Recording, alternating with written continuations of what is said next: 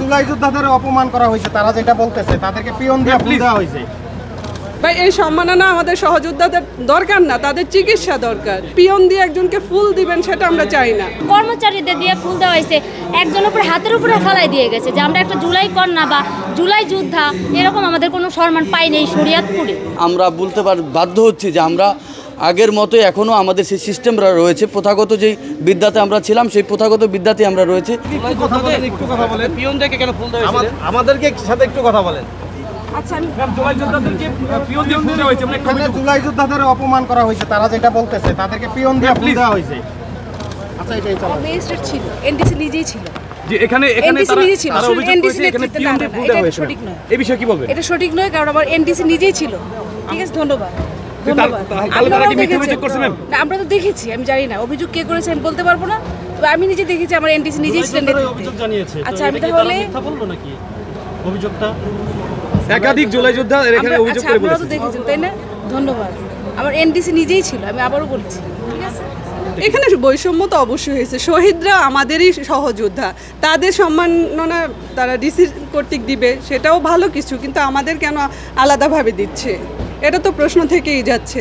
তাদের দিচ্ছে, এটা আমরা বিতর্কের জায়গায় নিব না।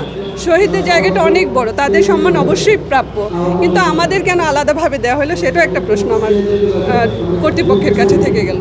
এখানে যারা উপস্থিত হয়েছিল সবারই একটা এক্সপেকটেশনের জায়গা ছিল যে আমাদেরকে আমাদের ডিসি মহোদয় নিজ হাতে ফুলের শুভেচ্ছা জানাবেন, কিন্তু অত্যন্ত দুঃখজনকভাবে আমরা জানাচ্ছি যে সেটা প্রত্যেককে দেওয়া হয়নি ডিসি মহোদয়ের পক্ষ থেকে। সেটা নিয়ে অনেকেই দুঃখ প্রকাশ করেছে, ক্ষোভ প্রকাশ করেছে। আপনারা দেখেছেন বিগত সরকারের আমলে এরকম কিছু সিচুয়েশন ছিল। বর্তমান সময়ের প্রেক্ষাপটে এসে আমরা এই ধরনের কোনো কিছুই এক্সপেক্ট করি না। আমরা চাই যাতে করে এই ভুলগুলো থেকে তারা বেরিয়ে আসুক, তাদের এই পুরাতন যে চিন্তাভাবনা, এই চিন্তাভাবনা তারা বেরিয়ে আসুক, নতুন বাংলাদেশকে তারা উন্নত করুক। যে নতুন বাংলাদেশের প্রতিফলন কী, তারই প্রতিফলন হচ্ছে যে আজকে যদি আমাদেরকে এই ব্যক্তি ম্যাডাম আমাদেরকে গিফট প্রদান করতো, তাহলে আমরা বুঝতে পারতাম যে নতুন বাংলাদেশ হচ্ছে এটাই, যে আমাদেরকে ডিসি মহোদয় প্রত্যেককে ব্যক্তিগতভাবে দিয়েছে, কিন্তু সেটা উনি করছে না। যার ফলস্বরূপ হচ্ছে যে আমরা বলতে বাধ্য হচ্ছি যে আমরা আগের মতোই এখনও আমাদের সেই সিস্টেমরা রয়েছে, প্রথাগত যেই বিদ্যাতে আমরা ছিলাম সেই প্রথাগত বিদ্যাতে আমরা রয়েছে। এখান থেকে আমাদেরকে বেরিয়ে আসতে হবে এবং আমাদের ডিসি মহোদয়কে আমি বিনীতভাবে অনুরোধ করব যে এই দৃষ্টিটা আপনি রাখবেন, যাতে করে ভবিষ্যতে কোনো প্রোগ্রাম করতে গেলে এরকম কোনো সিচুয়েশন আমাদের ক্রিয়েট না হয়।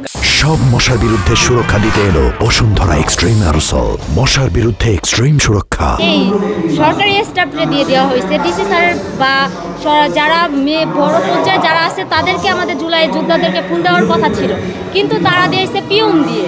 তা ওরকমভাবে যাওয়ার মতো না। সেদিন আমাদের জুলাই কন্যাদেরকে করছে এরকমই যে কর্মচারীদের দিয়ে ফুল দেওয়া হয়েছে, একজনের উপরে হাতের উপরে ফেলাই দিয়ে গেছে যে আমরা একটা জুলাই কন্যা বা জুলাই যোদ্ধা, এরকম আমাদের কোনো সম্মান পাইনি এই শরীয়তপুরে।